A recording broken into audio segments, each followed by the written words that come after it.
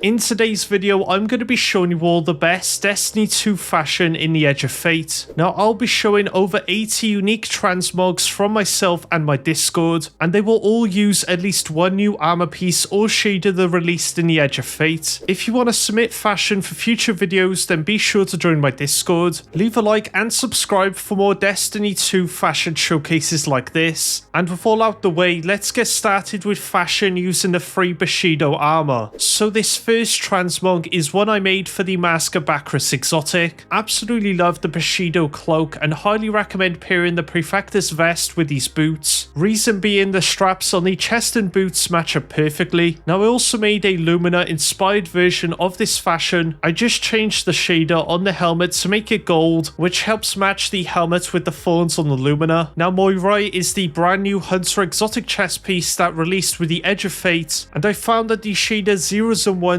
really helps with matching different armor pieces with this exotic. Now, moving on to some sets from my Discord, Trimedic 13 used the Raid and Flux exotic ornament Thunder God. I especially like the use of the Thunderhead mask with this cloak. Another great helmet choice is the Viper's Zeal, as you can see with Mr. Shadow's Space Ninja fashion. T-Valk used the Bushido armor in a different way, instead using it for tech fashion. And similar to this, we have Credis, which made fashion for the Triton Vice exotic. Takchakal used the helmet with this spacewalk cloak for a futuristic astronaut look, and I must say it does work really well. But my favourite use of this helmet is from Praxis with the orange and black Raiju's Harness Hunter. Going back to more ninja inspired fashion, we have Captain Scott, which used the Bushido boots and based their transmog around the Phonutria hand cannon. Then finally we have Spartan Jake, which made a ninja around the Mask of Bakris exotic. Now, if you liked the ninja fashion I just showed, you are really going to love what I'm about to tell you. Raid Shadow Legends has just collaborated with Paramount to bring us the Teenage Mutant Ninja Turtles as legendary champions in Raid, and they all look incredible, with my personal favourite turtle of the four being Michelangelo. I am ginger, I love pizza, so it is very fitting for me. And what's even better is that you can unlock my favourite turtle for free by logging in for 7 days starting August 21st. And make sure you stick around for the game's limited time events to get Leonardo, Donatello, Raphael, April, and Shredder. You can even face off against Shredder to earn an exclusive gear set. Now anyways, Raid can be played on both PC and mobile with features like cross-platform you can easily play with your friends. I personally really enjoyed going through the campaigns with my favourite champion Sun Wukong, which by the way is available to new players using a code I will show in a moment. Just make sure to use my QR code on screen or link in the pinned comments before downloading Raid, so that you don't miss out on instant unlock epic champion Tayrel, as well as bonus champion epic Rector Drath upon reaching level 15. You can even get yourself a free legendary champion by using one of the 5 promo codes on screen. Anyways, be sure to join my clan or just add me in game, and I hope to see you all in Raid. Now, getting back into the best Destiny 2 fashion, we have one more Bushido Hunter, which is from Julicious,